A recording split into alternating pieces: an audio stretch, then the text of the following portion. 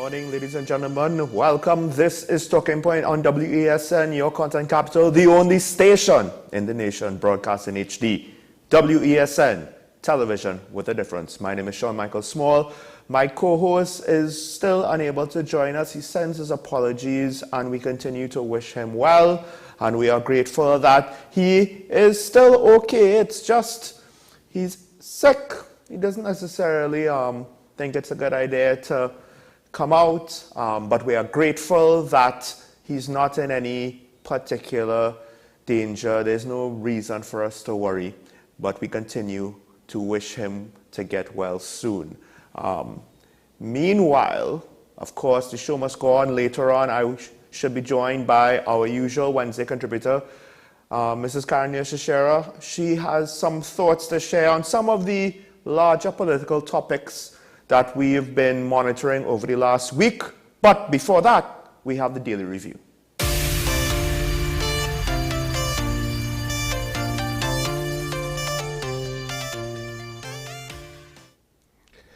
And one of the things that we leave with the end of Carnival comes now with the sudden realization, I think, of the national consciousness that, well, we were congregating, and technically COVID is still there. And the numbers did spike. I would use that term for now. They did spike within the last reporting week. Now, I would remind viewers that reporting new cases is merely, this is the time period when test kits came back positive. It does not account for those who, for whatever reason, did not test. If you're asymptomatic, you're not necessarily looking to test unless you have a very important reason to confirm that you're COVID negative. And also there is the fact that depending on when the results get, it doesn't necessarily fall in line with regards to an infection wave. Although looking at a week in some ways might be, ironically, a bit more accurate than just trying to break it up into days. Now, we got a spike, and it's larger than usual, but it's not necessarily anything out of the ordinary when compared to what we've seen before. So I'm waiting to see what the next week's health update would be next week, Tuesday. However, people seem to, at the end of the day, while not necessarily be at risk of severe disease, the infection numbers and people that it has affected, it seems to be large enough that we're taking note in the, national discussion, as I am speaking about COVID once again now. And I think therein lies the issue. COVID is, to some extent, behind us. To some extent, we've learned to live with it. And we, for the most part, have to learn to live with it, or we had to, and we have to continue to live with it and learn how to cope and manage with it. Because I think it's safe to say that economically speaking, we can't necessarily take another lockdown. The flip side is, questions come up with regards to, well, how far does this go?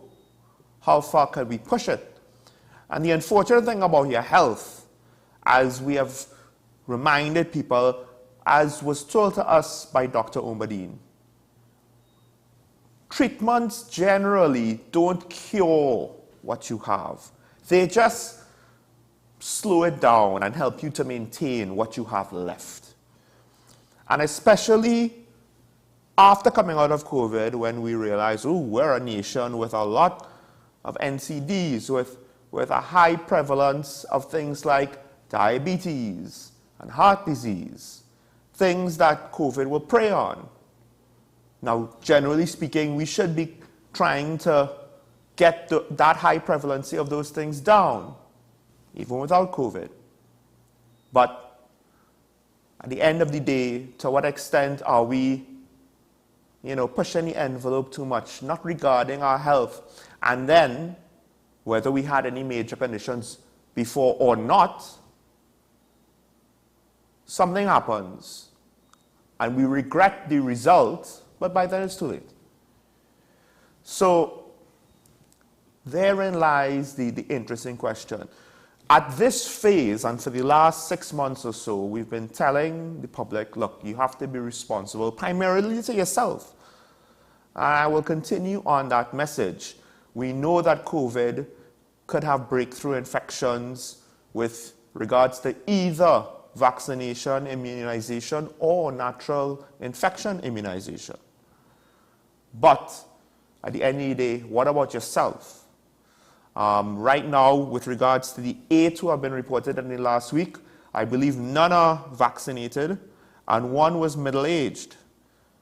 So basically not necessarily elderly.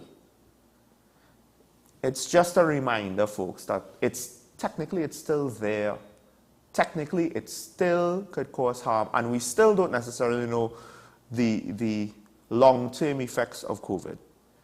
I do know that in the States, every now and then, I see somebody pointing to a case of heart disease that caused a death or caused serious illness in a relatively healthy person and is pointing to blame the vaccines, when the fact of the matter is the virus also puts you at risk for myocarditis. And again, we don't know what the long-term situation with these would be with regards to your heart health, with regards to your lung health. So, just a reminder, don't let it be, okay, we have a little bit of a scare and then we go back to normal. Not saying that people shouldn't have gone out to carnival. Again, it's a difficult thing. I can't say that. I don't know if we would have been better off. I don't know if the gains or the bonuses would have been worth it. It really is up to you, the individual, but bear that in mind and keep yourself safe. And just remember, you are the one that has to bear the consequences that happen to you. Now, moving on, something, well, I don't want to say interesting, but I guess this is just one more thing in a list of issues that, to some extent, I think goes under the radar. This is with regards to one of the protective services in our criminal justice system. Normally the TTPS gets all the flack. But why is it that we're not putting the prison service under more scrutiny? And I say this not too long ago, we were talking about a $20 million lawsuit award granted to 9 acquitted men, I believe 2.1 million per individual. We were just talking about that. One of the things I believe that was a part of their case was how they were treated while incarcerated. And there have been other signs and situations with regards to the prison service being less than impressive with their track record. Not too long ago, or earlier this year, I believe there were guards either arrested or charged for smuggling contraband in. So not only now do we have to worry about how prisoners are being treated, but then guards are potentially not just being negligent, but outright actively doing the wrong thing. And now we have this situation here with prison officers making claims that they're being victimized. One of the main allegations is, well, these prison officers all declared themselves Muslim. They all require, to some extent, growing a beard. And I believe in one case, he has a medical reason why he cannot necessarily shave regularly. There's a workaround in the prison service that is unofficial, which multiple times I already stated how I very much dislike. You have a rule, and instead of fixing the rule, you just allow this unofficial workaround that is technically not legitimate to exist. We do that a lot in this country. PH taxi drivers is the obvious example. And then the individuals, one was in Aruca. I can't remember the other prison. But they were both outside of Port of Spain, so I assume they don't live in the West.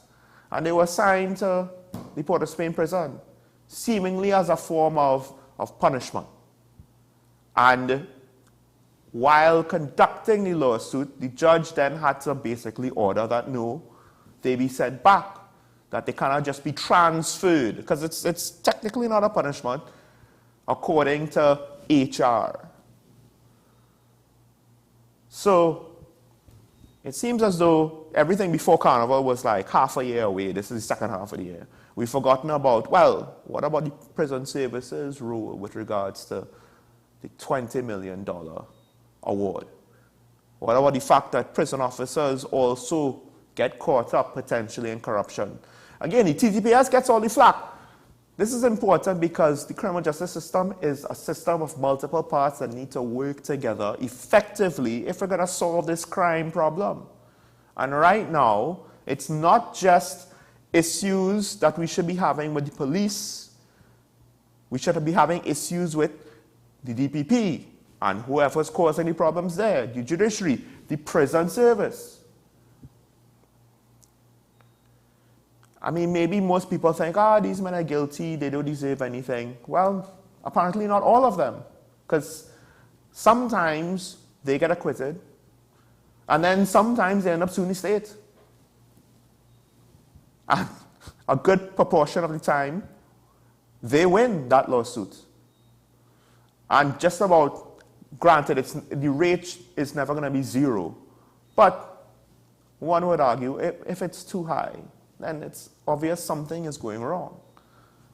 And at the end of the day, they're still citizens of this country, and they deserve, one, to be treated under the principle of innocent until proven guilty. Yes, okay, you might be held in remand, but then now the prison officers themselves, the lack of professionalism with how you treat your own officers. Because when you bring up complaints about the prison service, I'm sure they're going to say, well, it's a hard job. And that's nice. Technically, just because it's a hard job, you can't take it out on the prisoners. But if it's a hard job, why are you making it harder for certain officers? And the non-Muslim officers might be saying, well, that has nothing to do with me. Wake up. If they could do that to other officers, then they could do something to you. It might not be the same thing.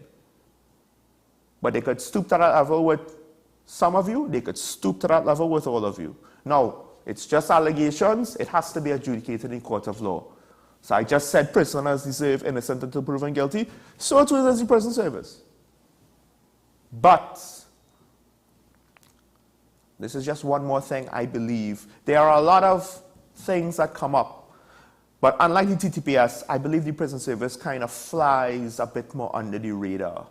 And the public does not get upset for similar transgressions. Look, ironically, just this morning, I saw a prison van using its siren to get through traffic. I'm pretty sure he was not rushing to make an arrest. It's prison officers, not the police. I don't know why.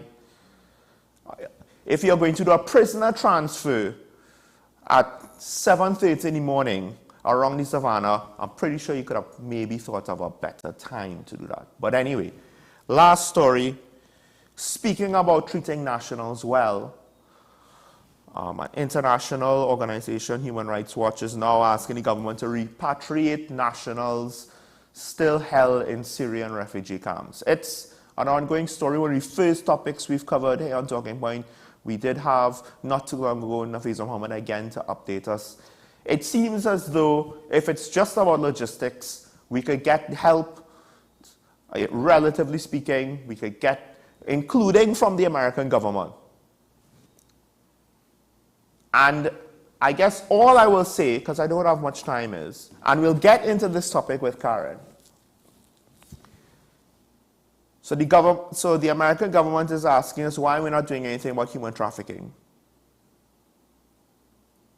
But yet they're also asking us, why can't we deal with our citizens and take them out of that squalor?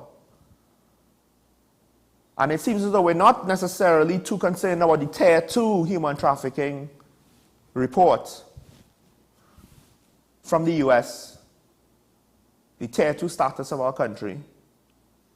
But we are concerned, oh my gosh, what if we take these women and children back? They might be terrorists. Ooh, what will the rest of the world think about that? The rest of the world is repatriating their citizens. at the very least, out of the 70-something odd number of TNT citizens, there are children there who've grown up in refugee camps, not in any sort of militant environment. But I guess, saving the children is no longer a worthy cause for some. Folks, I'll leave it there. When we come back, I'll be joined with Karen. We'll get into that very same situation there, as well as, the Atlantic LNG situation. Stay tuned. This is Talking Point on WESN, your content capital.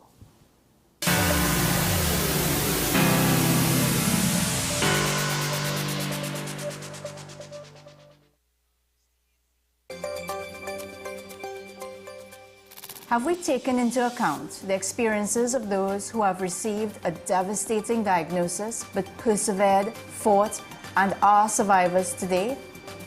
I welcome Ms. Sally Babulal, a brave woman who was diagnosed with breast cancer. She will share with us her experience of a life-changing journey. When you get diagnosed, more often than not, you have no experience, none, with this disease. What's Up, Doc? Every Tuesday and Thursday on WESN, Content Capital.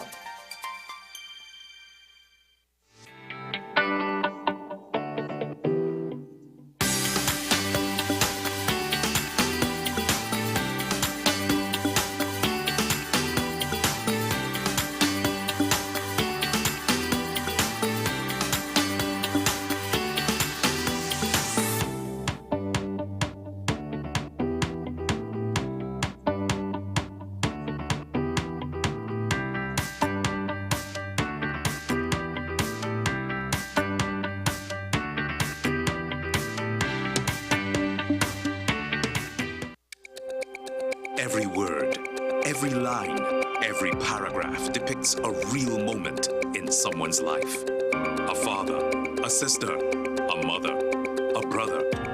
We at Newsday are dedicated to you, the people, and through independent, unwavering journalism, strive to always bring your stories to life. Because your stories are more than just words. Newsday, independent and credible.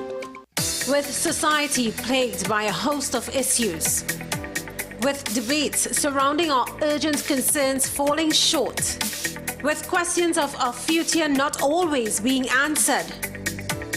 The conversation continues.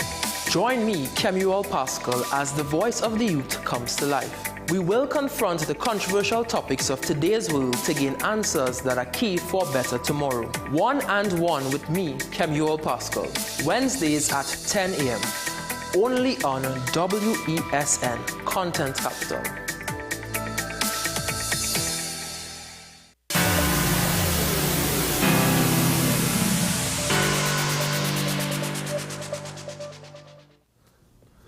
Welcome back to Talking Point. And I closed out the last segment, of course, giving reference to the human trafficking situation, or one could argue the lack of any sort of active investigation that we know of. And here to talk about that, as well as other things, I have with me Mrs. Karen Seshera, attorney at law, former Minister of Finance, and legal scholar and author extraordinaire. Good morning, Karen. Gosh, good morning. We could just leave it from now on to Karen Seshera. But I'm very happy to be with you. I'm not seeing Keaton these days. No. I'm missing him. Sorry. Keaton is unwell and he's unable to be on the broadcast. He's been unwell since last week. But he's generally fine. Just, it's too much for him to try to come out for now. So we're hoping maybe by the end of the week or maybe, start of next week, he'll be able to come on air again. I hope so, because people do miss him. I met people who have actually mentioned him. I think I'm going to have to go and get a glass of water. Then I'm going to start coughing. What do you buy? Okay. We'll hold off with Karen. Of course, the situation with the U.S. report, it's a highly detailed report with numerous countries. Of course, TNT, we're ranked Tier 2, and we've been ranked Tier 2 since 2015. And this situation, it's been ongoing with regards to the press. One of the things that I've been asking, though, and it's been Karen's observation, what about the fact that we have not had an investigation? What's the holdup? Karen, of course, in talking to her, she pointed out to me, well, look, there's one of the paragraphs, there's a line, blink and you might miss it, that corruption and official complicity in trafficking crimes remain significant concerns, inhibiting law enforcement action during the year. And I believe this is speaking of the year 2020. Karen.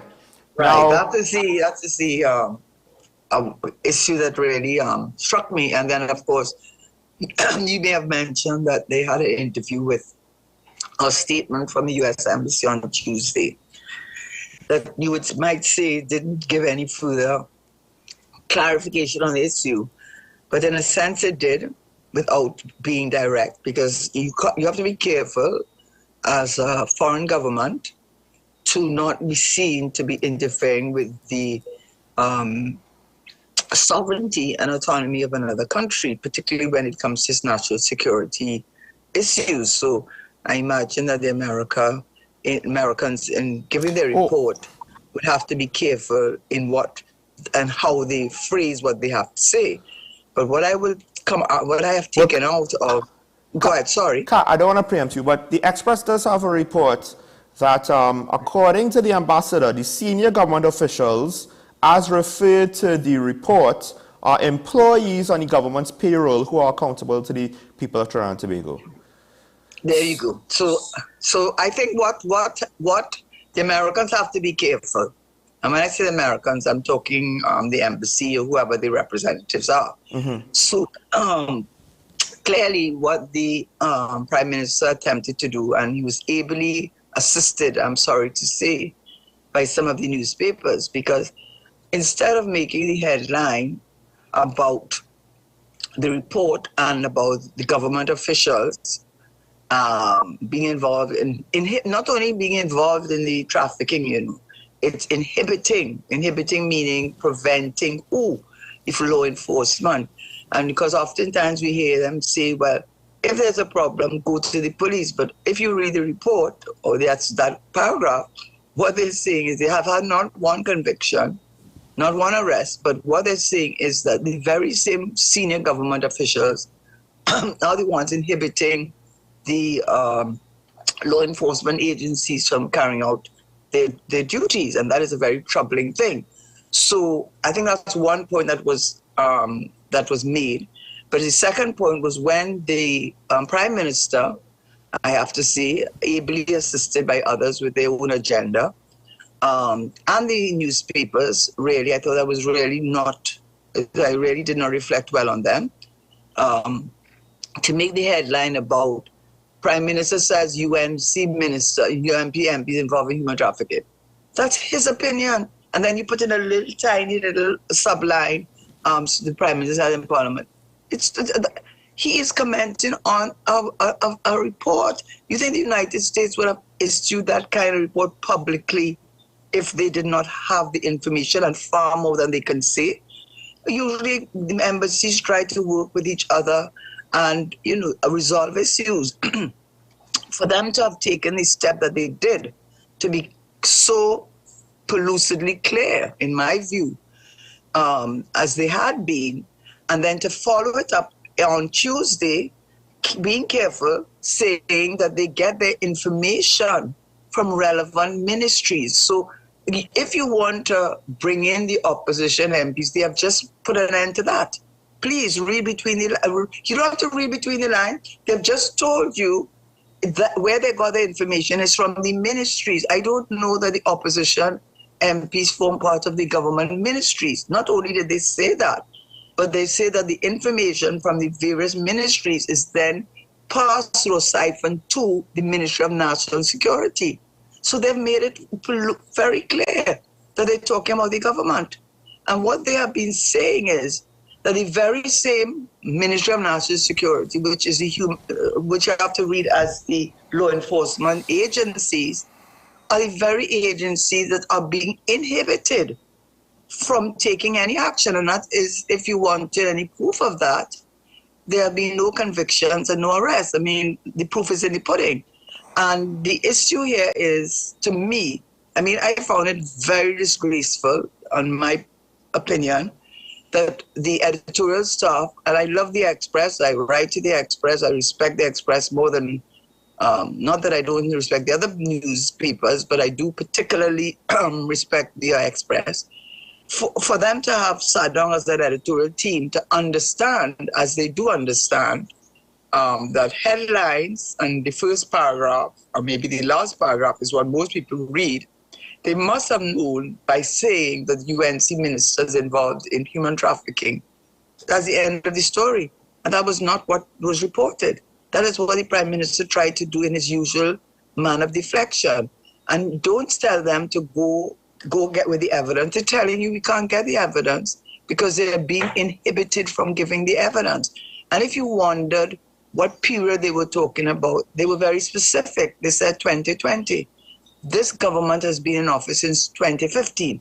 And I went and looked up the word government because I said, you know, some people who wanted, for whatever reasons they may have had, to expand the meaning beyond what the Prime Minister himself did, but want to expand the meaning of government to include MPs in a very broad way. I guess you can always do that. It's possible to do that.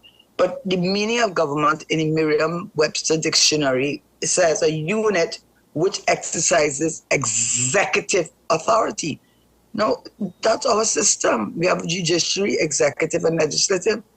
If you ask me who's executive, and you ask a child who's doing common entrance or SEA, who's executive, and you ask them a question, they'll say the government. So, I mean, I don't know that the opposition has the power to execute policies, execute whatever it is, whether it was COVID-19 or regulations. They don't have the power to do that. They're not the government. So I found that very, very disingenuous. The headline was disingenuous. The Prime Minister, well, that's what he does. That's what he's known to do, so no surprise there. But for the U.S. Embassy to come back, double down on Tuesday, you have to understand they double down, you know. Well, because they could have said, we have no further comment to make, but they did not do that. They made it very clear for those who can read and spell, we're talking about the ministries. Well, we're talking. I actually read into it slightly differently, although my conclusions come actually similar to yours in the end. I still think that if opposition MP is still technically a senior government official, and I find it interesting. Here's the thing: the Prime Minister made reference in his claim to the, I believe he used the singular. I could be wrong, and maybe I'm mistaken. But the point I'm trying to make is, all that said and good, you made the point that it's plural. It is senior government officials. We're not talking about one individual and, you know, where is the person, which party he's attributed to. And once you have the potential of multiple people being involved, now, to some extent, yes, all these things could be true. It could be a member of both sides of the aisle is involved. The embassy did state that they said it was employees. That, ironically, technically, doesn't 100% clarify, because a member of the government who is in parliament or who's part of the executive is also paid a government salary. Right. So to say that we have a conclusive handle, I wouldn't say that. However, the key point, I think, and you've pointed it out, is the inhibiting. That one is where it's very difficult to attribute that to anybody else. So we're either talking very senior public servants who could potentially have been political appointees of the current administration, or members of the current administration. So at the very least now, there are questions with regards to the government's involvement. Because I do believe that, hey, the Prime Minister's a smart man. He will deflect with something that has a kernel of truth. However, his deflection has no bearing on that line in the U.S.'s human trafficking report. Member of the opposition would have a hard time inhibiting an investigation because he has no official capacity. So, like I said, I think to some extent I disagree with you, but the conclusions at the end of the day, we're more or less coming to the same point. That line, that word there that they used, are also, well, that sentence, and I'll say it again, corruption and official complicity in trafficking crimes remain significant concerns, inhibiting law enforcement action during the year. There's a lot of questions because at the end of the day, you know, whoever they're talking about, it's a, you know, right now we don't have any evidence. Where's the investigation? This report, I mean, the information apparently was there 2 years ago for the US to compile a report and include it, right? And the report came out last year. So where's the investigation? What's going on? And I am disappointed in the fact that the reporting has not really pushed that question. Okay, we're talking about who might be to blame, but what are we actually doing about it? And when the Prime Minister said, well, you go to the TTPS, to some extent, yes. While I don't like Rodney Charles trying to push the government to take some heavy-handed approach on the matter, because his question implies that, in my opinion. The flip side, the President's response to Rodney Charles also was not really the best look, because we're not seeing anything done about this. If there is an active investigation, I would assume they would have said so. We can't speak about it because it's a current active investigation. But they didn't say that, which leads me to think, and again, if you don't tell us anything, we'll speculate, it leads me to think there isn't an active investigation over this. And the US report is more or less saying that. Well, I would just want to respond just two things that, sure. One, which you didn't say, but one I think is important. I think what they've tried to do, which is to go back in time to say, hey, the UNC MPs were involved in that. And I have no doubt that when the UNC was in government, I'm sure you could find examples of that. But you know, it reminds me of closing the gate after the horse has bolted. Yeah. That gate has bolted. Right now, we have a gate that we want to close, and we want the government to deal with the reality of today. And we'll then deal, and I have a feeling that in dealing with the current situation, it will lead us to lead us backwards. But to come and want us to talk about what happened and who involved and they involved, no, what we want you to deal with. And I think you can't, two things I think, in my opinion anyhow, are very noteworthy, and I'm sure whoever wrote that report for Trinidad would have been very careful. I think the word that they are being inhibited, the law enforcement agencies are being inhibited, it means that telling them to go to the police, that's what the report is saying. They're saying the police are not being allowed to do their job. And it's by senior government officials.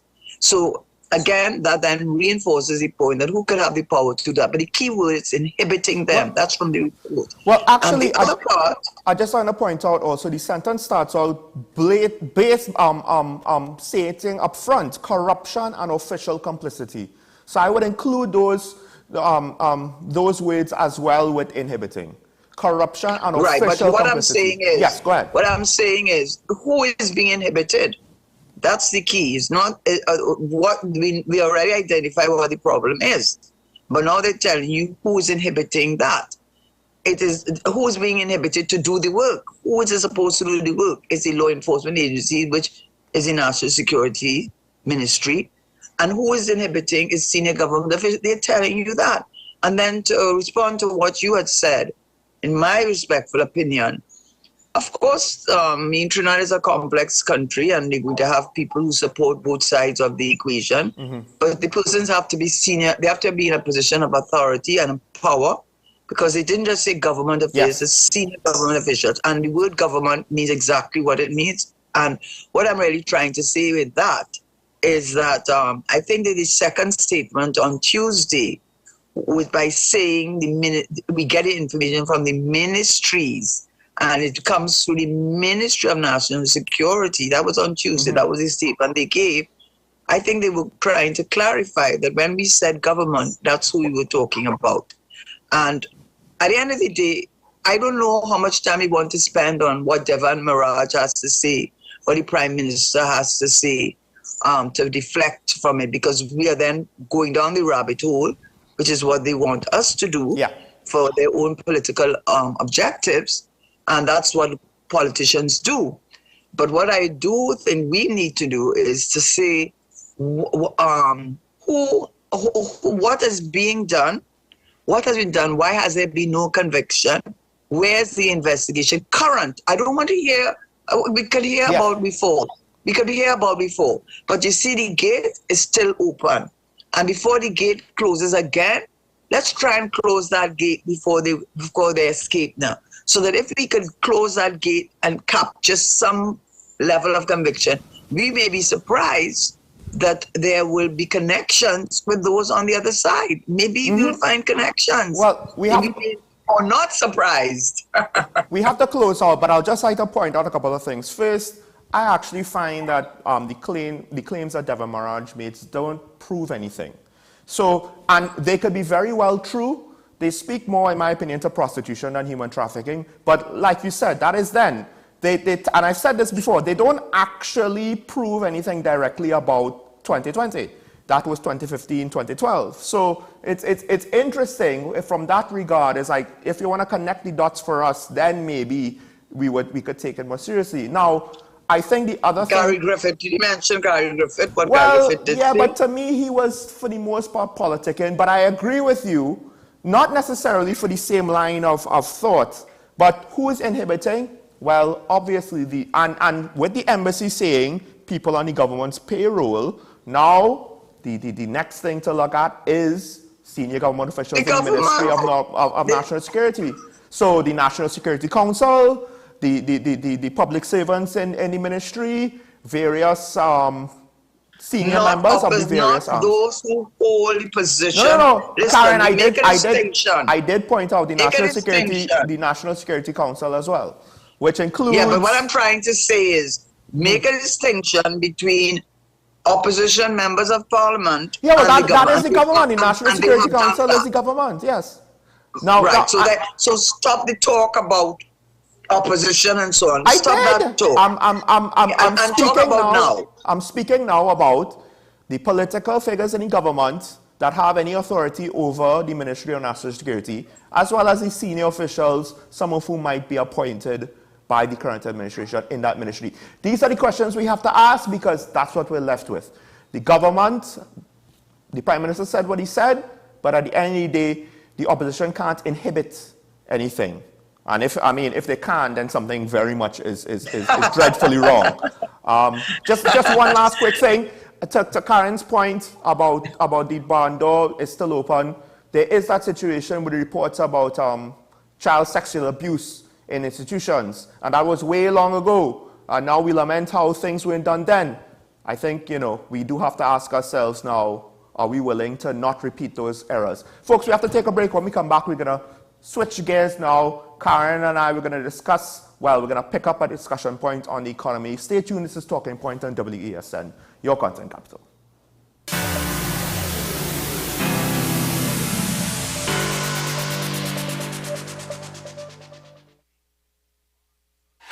FanZone, your reliable, authentic supplier, has just gotten better. You can now visit our website www.fanzonett.com for your authentic wear and collectibles. The only place where you can use both your Visa debit and credit cards. Visit our website fanzonett.com to make your purchase today. The best birthday gifts are at dbesttoys.com. Shop for the best brands you love at the best prices. Like VTech, Leapfrog, Fisher-Price, Play-Doh, Hot Wheels, Barbie, Cocomelon, LOL, Baby Alive, Crayola. Visit us in-store at Forces Flagship MacBean. Shop online now at dbesttoys.com. Order via call or WhatsApp at 32DBEST to order. And remember, we have the best toys at the best prices.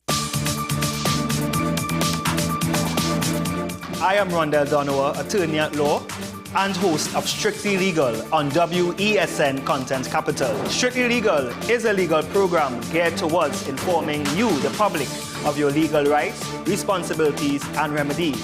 So be viewing Thursdays, 10 a.m. to 10:30 a.m. Is it politics? What is it? Is it that nobody cares about sports? The kind of support that sport used to get in the past is no longer here. The thing is, taking a knee doesn't mean that that's the only thing you're doing now, Andy. Right. Taking a knee along with other stuff. Samantha, what are you looking forward to when you return home to Trinidad and Tobago after winning the title? Thank you very much for speaking it into existence. Is there no pressure on Nicholas Paul? It makes me more motivated to work hard and to go out there and rep the right and black. Why are we sending a team to the Winter Olympics? There are a number of Trinbagonians who are in the diaspora and have grown up in winter sport. It's an opportunity that the Trinidad and Tobago Olympic Committee will not close the door on. I also believe in the players that we have. Once you can motivate the players, you can get the best out of them.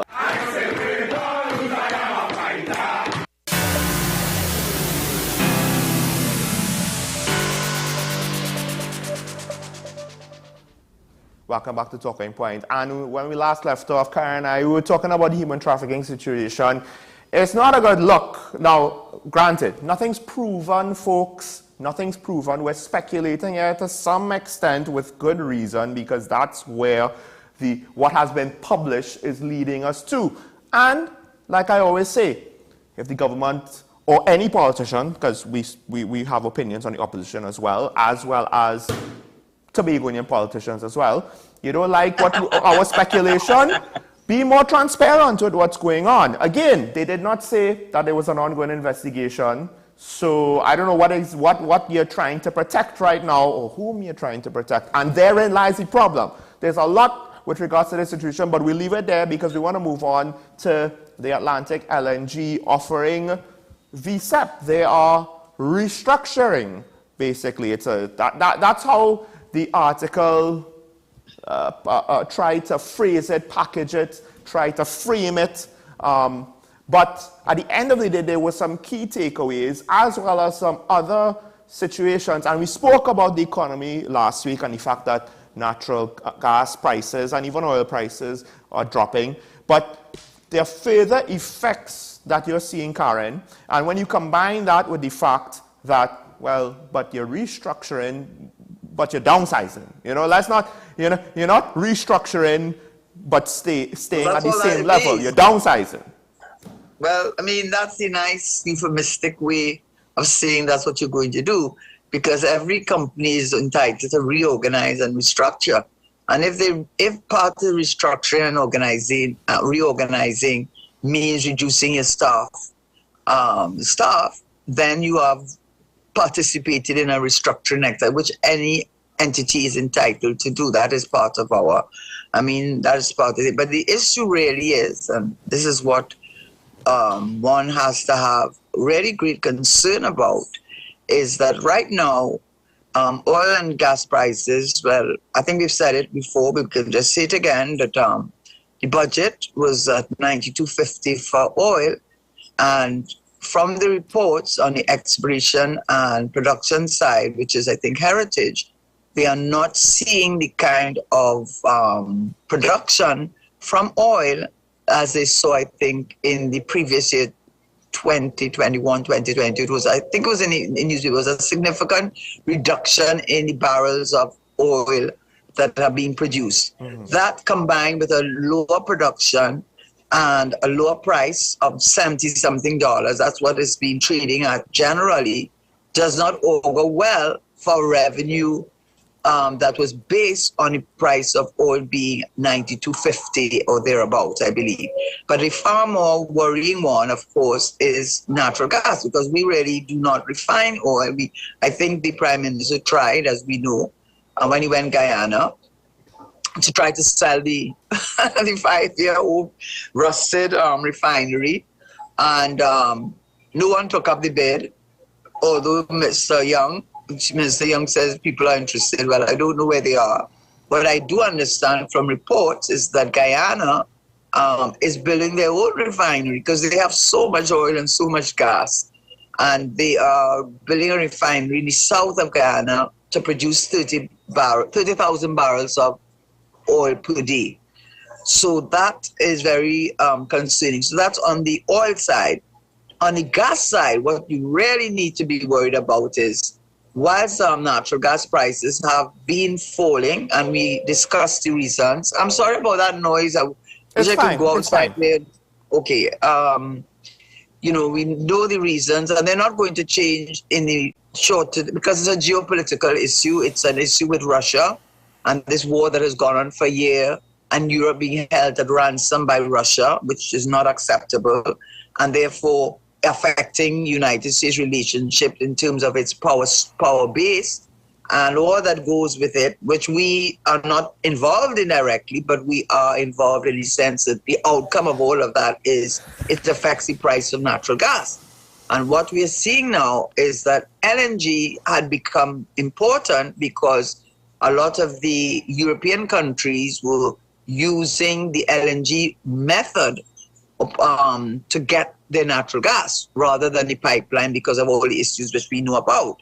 Now we're learning that Atlantic LNG, which restructured, nice, lovely word, but the fact of the matter to 3 trains because finally, I don't know if the minister admitted it, but everywhere you read, everybody else seems to know it internationally, that train 1 simply didn't have natural gas. They didn't have enough. And Shell and BP, who are the major shareholders in the Atlantic LNG trains, simply said that there's not enough natural gas in train 1. So whilst the minister went on in CNN and said, you know, that we were going to get, I think he said we were going to, all the 4 trains were going to be able to produce that LNG. We know that they restructured, nice word, into 3 trains. But look what's happening. Even with the 3 trains that have been restructured, NGC only has a 10% shareholder stake in that LNG. I don't know if they have increased it. I know the minister spoke about, you know, the restructuring and whatever new agreements they came to. But the major holders are BP and Shell. And what they've just said to us, they've had to send home people. Why? Let's not put it on don't put a gift paper and a bow and all of that to make it sound nice. They don't have enough natural gas. They don't have enough natural gas. That's the long and short of it. Mm-hmm. And if LNG, which is to me now the big maker, the big price maker for Trinidad, you can't get enough natural gas in order to keep all your trains and to keep all your staff. That is a big message. And then I read today that, which makes sense, if LNG is not getting enough gas, natural gas, obviously the feedstock for the downstream industries have to be affected, and they are, because ammonia prices have collapsed or dropped significantly, and that's because natural gas prices are now trading at about 2 something, and the budget was based on $6 for natural gas. So I guess what I am really trying to signal and telegraph is that we neither have the production nor the price. Because, by the way, when this whole using a Trump phrase kerfuffle started with Russia, and it realized that the war was not coming to an end anytime soon, what the European countries started doing was building their own LNG platforms and ships. And I told you when we spoke that, for example, Germany was able to do that in 200 days. And we know they've done the build-up of inventory, a number of things. In other words, and getting their natural gas from Qatar and from United States. So what I am basically trying to say is, where is Trinidad getting its natural gas? We have mature fields. They did a rounds for deep water rounds, and there was very little interest, even when natural gas prices were fairly high. This whole thing about going back to what ArcelorMittal, what ISCOT did, and creating billets and products out of the iron and steel, which you need natural gas for, that also seems will have to be put on the back burner. So the bottom line to all I have said here is that we continue to base our economy and our fortunes on a very, very volatile product for which we have neither the production now nor the price. And that will not happen in the very near future. And you can see that our budget, as has been the story every year except last year, by a very small, very, very small, measure, we did not have a fiscal deficit. And that simply was because of the price of oil and gas went through the roof. Now we're seeing that's not the case. So prepare yourself for another fiscal deficit.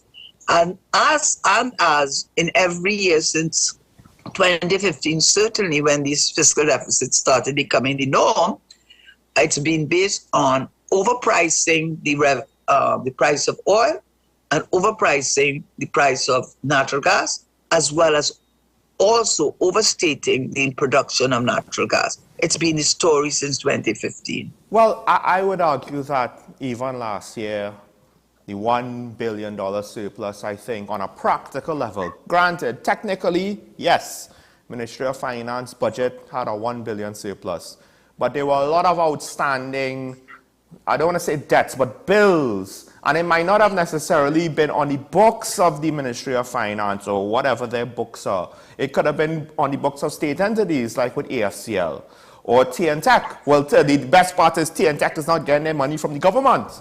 Right? That might have just, and there's another one, I can't remember off the top of my head. Paria. I think Paria was the big one. Right, Paria. So you have state entities that is owing money, the government owes money, or just bills or debts or promises to pay, or goods and services that it normally would pay for, but it cut payment for. And all of these things add up to what I believe, it is an assumption, but I believe it would well blow that so-called surplus out of the water. So now we're in a situation, as you pointed out, currently tracking natural gas prices at $2.75, fluctuating around there. So, I mean, it's close to $3. It's better than it than we budgeted on $6. But it's not $6. So, to me, it goes back to the fact that the VSEP LNG was offered to all employees. That's what was reported. So it says now that they're not looking, this is not a short-term blip or hiccup that they could ride out and everything will be hunky-dory, not too long from now. This, to me, thinks this is a long-term. They're divesting themselves of employees because salaries and wages is a major cost. And they're probably foreseeing in the near future, and maybe even to the medium, and even to some extent the long term, well, this reduced capacity is the status quo now, and we need to conform to the status quo. Because if Dragon kicked in tomorrow, right? You offered VSEP, everybody who you offered VSEP who was going to take it took it today, and Dragon kicked in tomorrow. What are you going to do? What are you going to do? And the VSEP is going to be in the next couple of months, and if they don't get enough people accepting the VSEP, then they might have to retrench people. Dragon will potentially, hopefully, come in a few years from now, but those people would have moved on. So that if we increase capacity, now we have to hire people again. So but it's not only that, it's not only that, Sean. I think the major thing I wanted to, well, it's two things. One I did mention. But one of the things that this is clearly showing is the volatility of the energy prices. So that to base your economy and your revenues on a product over which there's such, not only is the pricing very volatile, but we don't have the production. And by the way, even if the Dragon field, I remember Keaton was not as enthused, and probably he was right, because I mentioned to you when we were speaking yesterday that Colombia is a major, Venezuela is a major supplier of natural gas to Colombia. Now in Colombia, borders have been opened. They have been, that's on their mainland. There's no thing about Shell building a gas pipeline to take it, I think, to Cassia and then to aggregate it to NGC, and then NGC then sells it to the downstream and all of that. So there is the issue now that the natural gas, it's going to take time before it comes on the market. But while it's coming on the market, look what we have seen. Yeah. We have seen the price of oil and gas from July tumble. Well, so how many times are you going to base an economy on a product that not only don't you have enough of, you don't have enough of it, and the price is, you have no control over the price. So the thing is, with regards to supply, we have to break for news. So I'll just close by saying this. With regards to supply, I still think that the Dragonfield deal, once it comes off, that's the key point. It actually hasn't happened yet. So that's where we really need to pull up. I still think it's a win. But I agree with you. If that's all we've got, and I think that is really what we should be looking at. It's fine to push petrochemicals, but, you know, find a way to push other things too, because relying on putting all our eggs in the petrochemical basket for the last couple of years, even before COVID, we've been seeing some of the downfalls of that. When will we learn? I don't know. I mean, it's almost as if it's almost as if the 1970s just didn't happen and 2019, 18 didn't happen. But folks, we have to wait for news. When we come back, we'll open up the phone lines. We'll hear from you, the viewer. Stay tuned.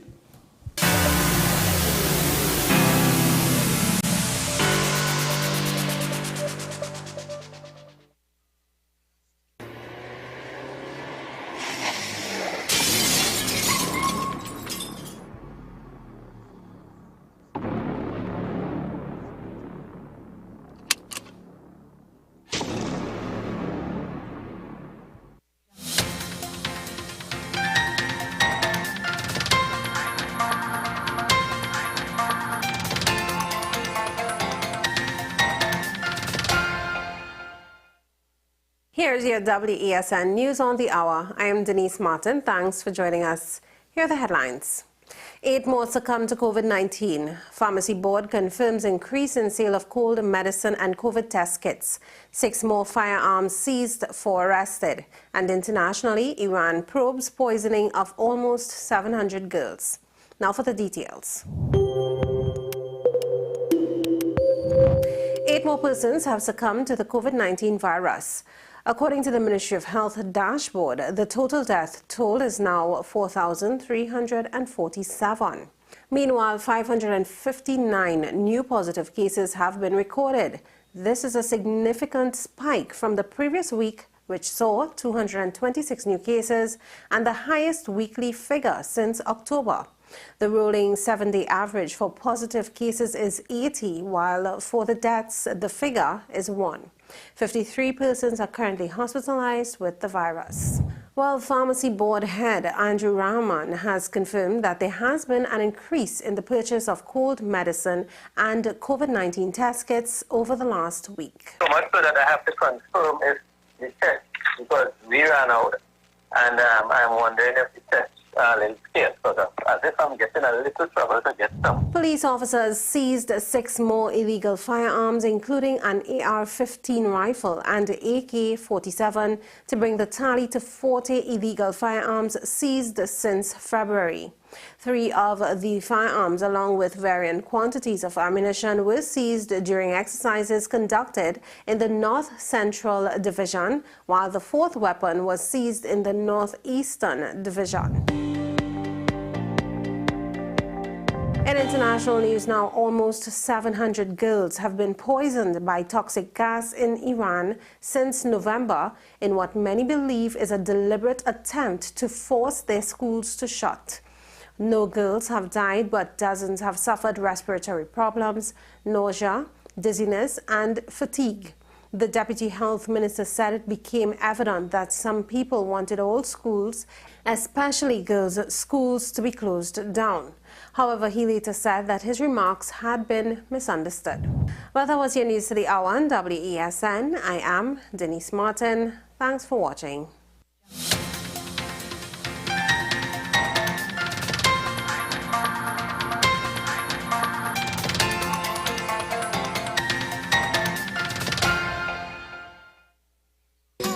Take some time for yourself or spend some time with the family at Sandy Point Village Hotel. Enjoy our various studio and suite apartments, self-contained with their own kitchenettes and Wi-Fi. We also have our famous 100-foot swimming pool and our beachfront restaurant, the Steak and Lobster Grill. And our location in Crown Point puts us near the center of activity from the nylon pool to the local nightlife. Call us and make your reservations at 639-8533, 389-2378 or email us at sandypointvillagehotel@gmail.com.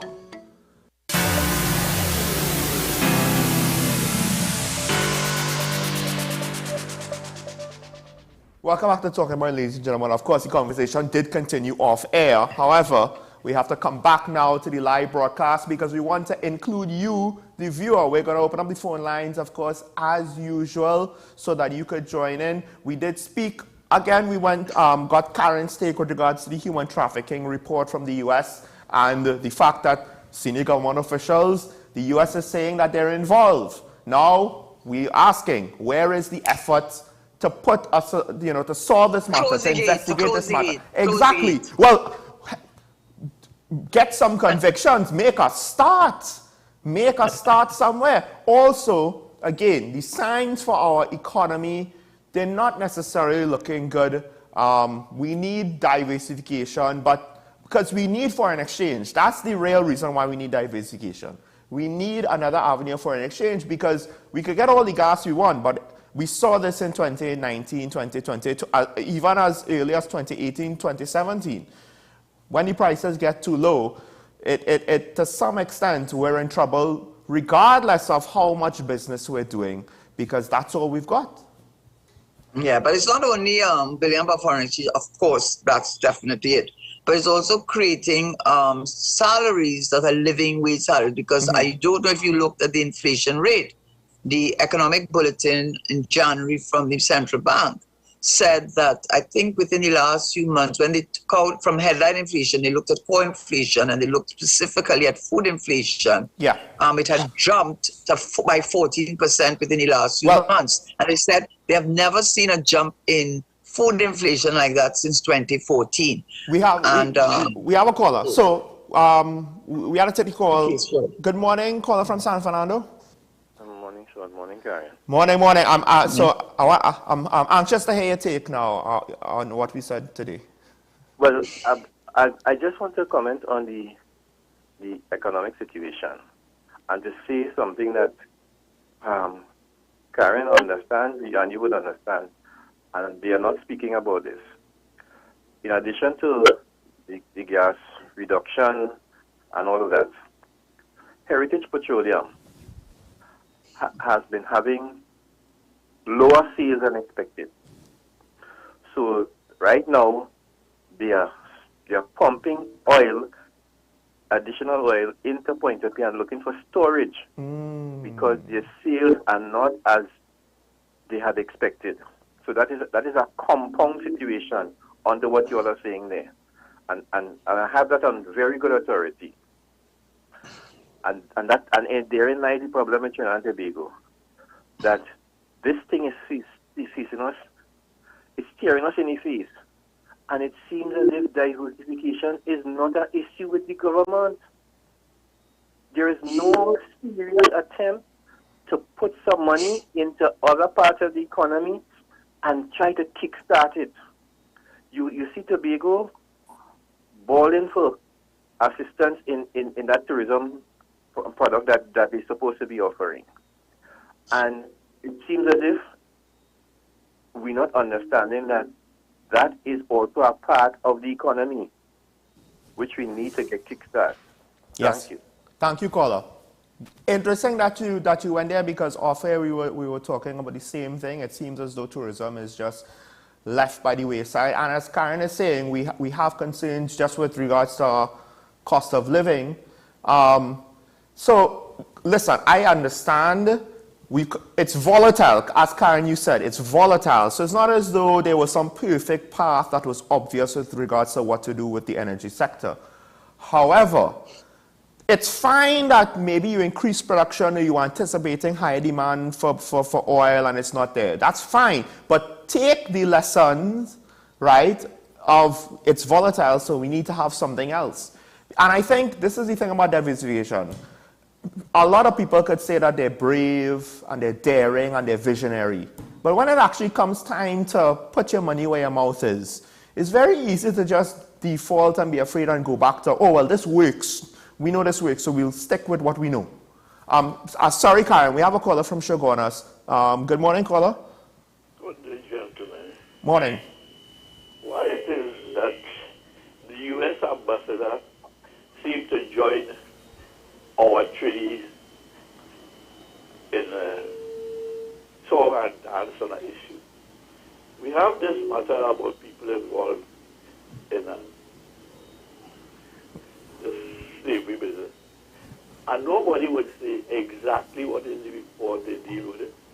They did investigation. Nobody could say what was the result. To tell me that it wasn't paramount or something like that is not an answer. You don't do investigations in government. But this is nothing new because we had people talking about bring back these refugees in Syria. Mm-hmm. And what they forget is that thing was declared in Trinidad by an independent senator in the Senate itself. That this mosque, and I think was Rio Tower or somewhere down that side, was recruiting people. And the head recruiter is still around. Right? And no action has been taken. Well, I think the fellow who won the mosque, I think he's dead now.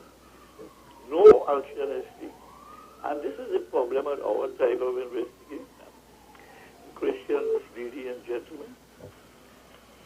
No questions. I think that last point was interesting.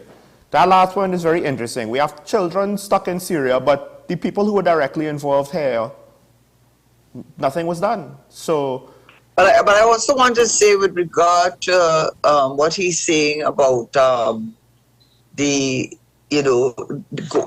developing, I think, our other industries and, seeing Trinidad and Tobago, the bad word, which is diversification. I think if we do not do it, mm-hmm. But this government may not pay the price because they have 2 more years. But we are in a serious problem. I think we're gonna regret it, and we're gonna be seeing it now, next year, the year after that. And and the point I wanted to make. This is the point I really want to make. Karen, sorry, you have a caller. Yes, from Faisal. Go ahead. Good morning, caller. No, give me go ahead. Mm-hmm. Yeah, good morning, Sean. Good morning, Carol. Good morning, Trinidad and Tobago. Morning. Yeah, Carol, what I am gathering, I am following you. And what it is telling me is that the public servants or the high government official they would want to refer to in the report would have been making reports to the various relevant people. And it was stymied, deliberately stymied and stopped. So the buck stopped with the Prime Minister and his government. If you define government, government defines it as the people in control. Am I correct, Karen? That is my interpretation of it, and I think that the United States has to be careful in how they word what they have to say, but I think they've made it pretty clear that that is what they are saying, yes. Yes, but more than that, Sean, this is for you. Mm-hmm. Knowing that Mr. Rowley, Dr. Rowley, has been after the UNC after 7 years and they're still in opposition. He's hell-bent on going after them with the red herring. If there were any evidence to suggest that there were active participation by opposition people, he would have had them arrested and exposed this report. Well, the one thing I'll say to that is, and this is always the situation, the speculation, not if it involves people on his side of the aisle too. You see, if he can't limit it to the opposition, and if it will affect the PNM, then obviously he's not going to be so willing to go after us. But also, we must remember the word that they are being inhibited. Yes. That is the law enforcement agencies, the police. Caller, do you have that's what point? It means. Are being inhibited. Quick. Yeah, Carol, I want to remind you of the incident with one of his ministers of sport, and also the fellow who was in charge of Angostura, some AB. I think you know what it, I don't want to put this station in any jeopardy, but those were cover-ups. Take care. Have a good day. Thank you, caller.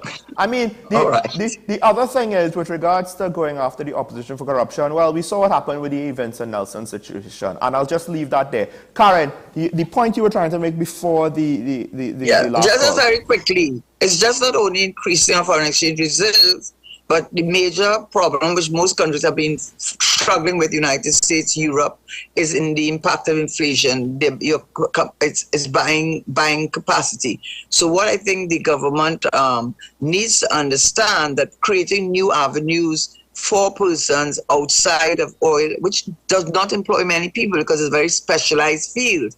But cultural tourism is a very broad field and covers a wide range of things. And it gives people an opportunity to create a living wage, come off of CPEP, come off of the URP, come out of the informal trade, and also make a contribution to the development of our country. That's what's important. And the thing is, we don't have to directly compete with every other tropical location. Granted, we're tropical, there'll be similarities, but at least with regards to the Caribbean, there are a lot of unique and specific aspects of our twin islands. We have two of them. Look, some of these countries only have one. We have two large islands, which both have their own interesting and beautiful locations and sites and cultural touches. Right, that we could. And that's what Mauritius built there. Mauritius has actually built their tourism. When they lost their sugar preference and they had to find another means, one of the major things is cultural tourism, because they have a same kind of population size as well as ethnic mixture. We have Parang, we have Pagua, we have Diwali, we have Eid. We could go on. Just our multiculturalism. And that blending pot, that alone is one selling pot. Nobody else has it. Not None like of us, them. right? As much as we, bemoan the fact that race is in our politics, when you take the politics out and you go to the people who actually have to live with their neighbor, right, and who actually interact with someone of a different race on an everyday basis. Listen, when I was in New York, when I visited New York, I felt, with what limited observation that I had, I felt the difference. I felt there was this group and that group. There wasn't a lot of this group with mixing. I didn't feel that. I felt that there were very distinct areas where the very distinct cultures would limit themselves to, for the most part. But here, at the end of the day, yes, some areas might have more than others, but we see parts of our country that are true melting pots.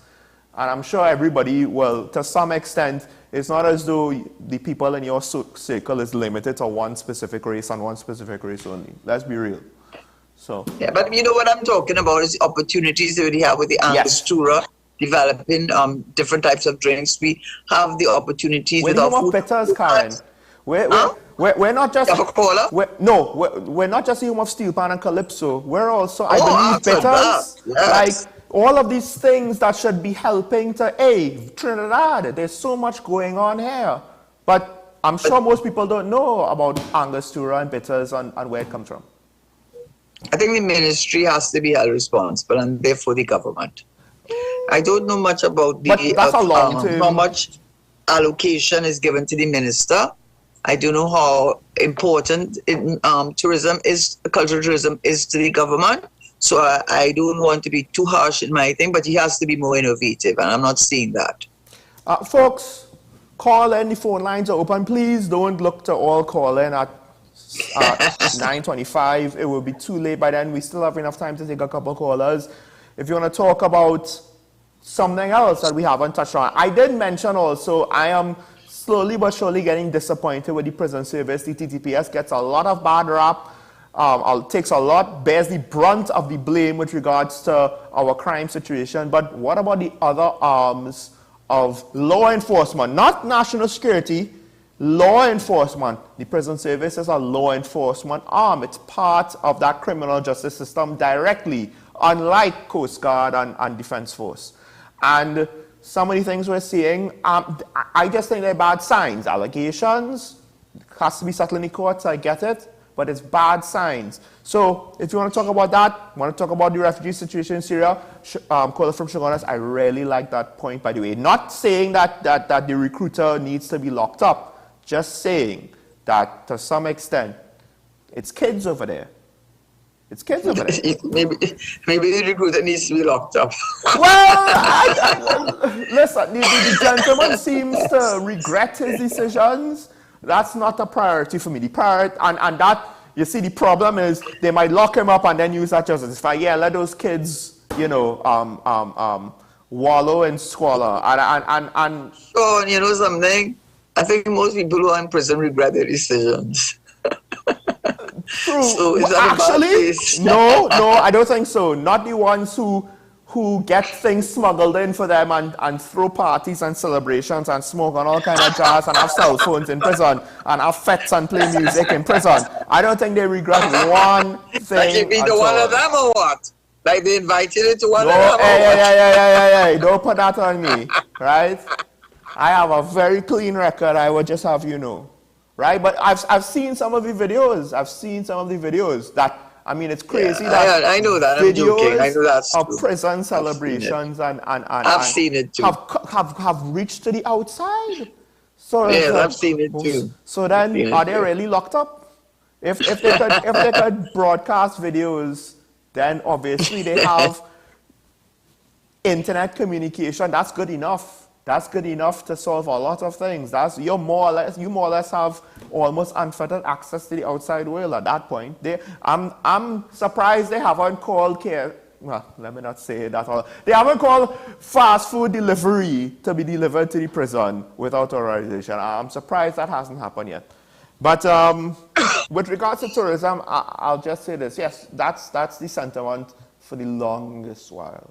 But can I just say, supported, and because it's not supported, it has shrunk.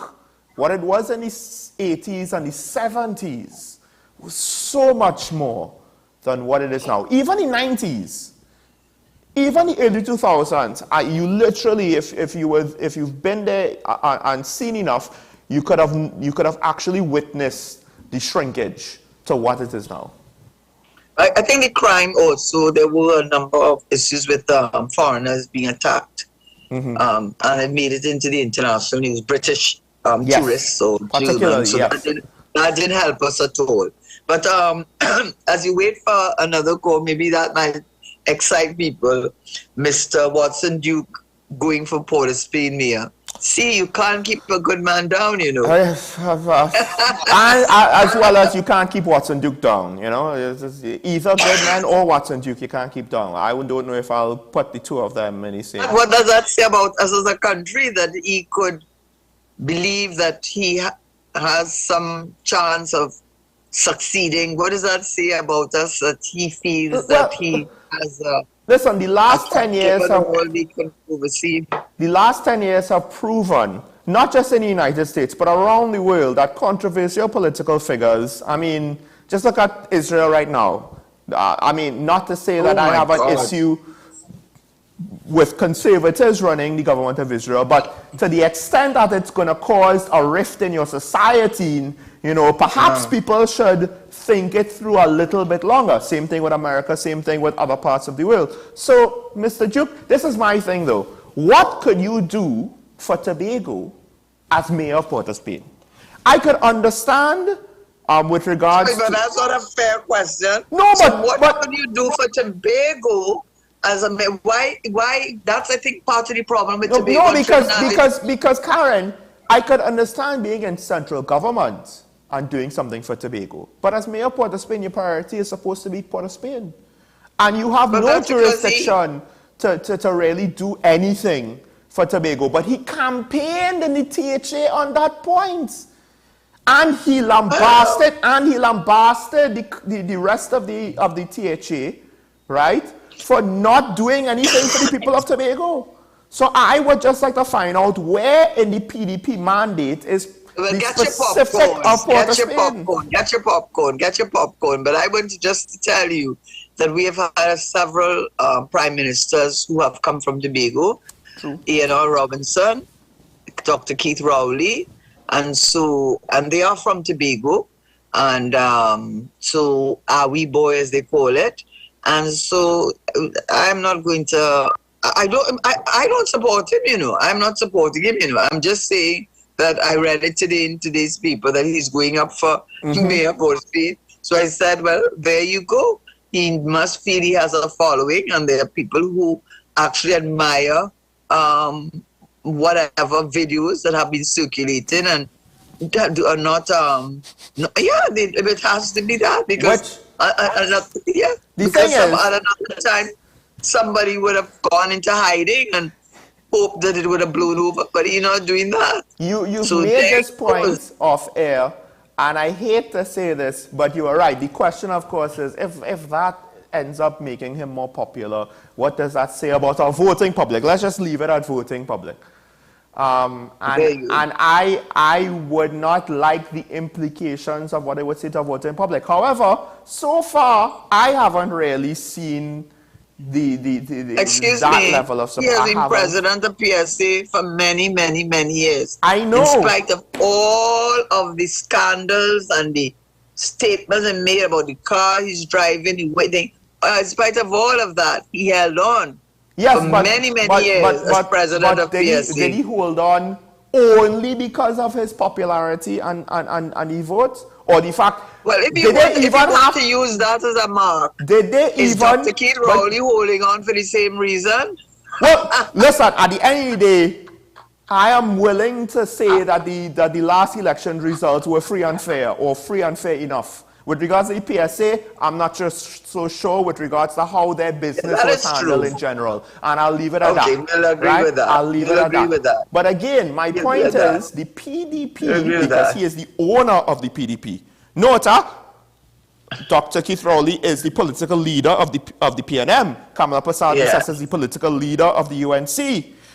Watson Duke is the owner of the PDP. So apparently, even if he's voted out of office, he still owns it, whatever that means, right? That's on his Facebook page, right? He campaigned and he built the PDP up as a party to see about Tobago's concerns.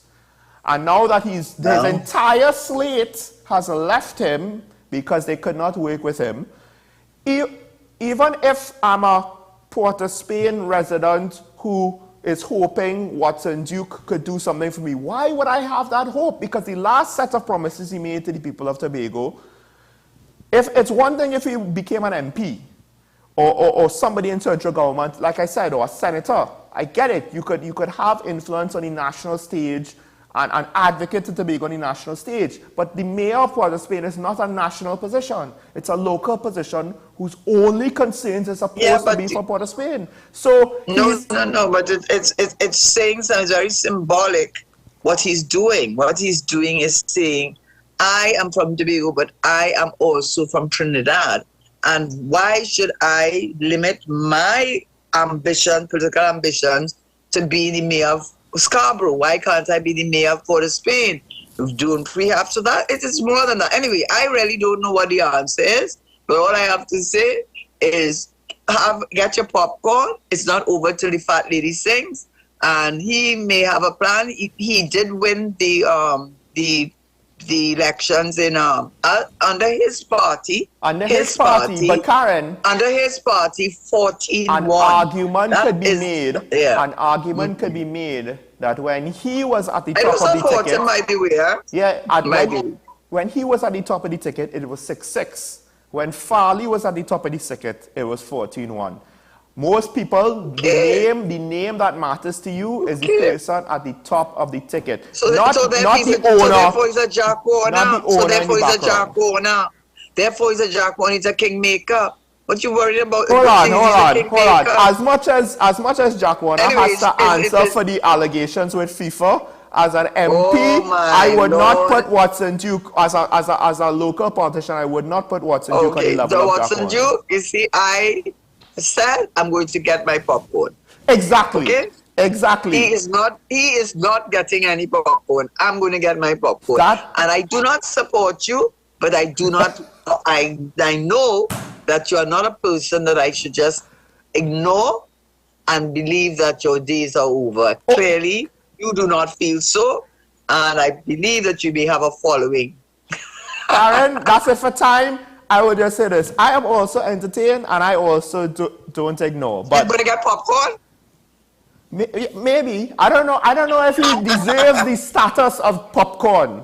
Right? Some lesser snack might do in this case. Oh gosh, I'm going to get in trouble for that statement. Folks, this has been Talking Point. I want to thank Karen, all of our callers. I just like to close off the show once again. I started touching back on COVID, and I will end the show with COVID.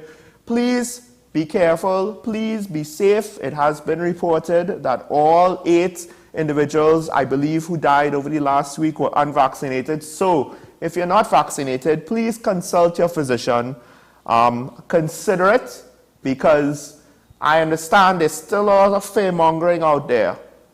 But at the end of the day, I am confident enough to tell you this on a public platform. Please consider it and consult with a doctor to safeguard yourself. And even whether you're vaccinated or not, be careful with how you go out in public. We've just had large public congregations.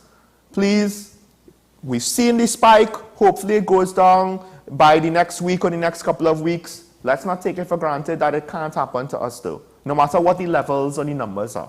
Just remember that. So folks, Karen Nessachera, Sean Michael Small, this is Talking Point on WESN. We will see you tomorrow. Goodbye.